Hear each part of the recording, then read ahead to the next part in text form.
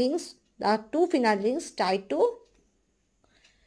bend as perpendicular to each other. Okay, and this form is termed as perpendicular form.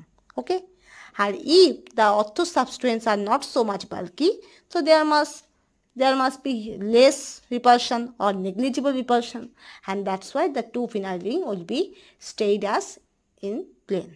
ওকে, যদি সাবস্ট্রেনগুলো bigger হয় তাহলে সেক্ষেত্রে steric repulsion হবে। Steric repulsion হলে phenyl রিংগুলো কী করবে, একটা আরেকটার সাপেক্ষে পারপেন্ডিকুলার হয়ে যাবে। ঠিক আছে, বোঝা গেল? আর যদি তোমার সাবস্ট্রেনগুলো যদি তোমার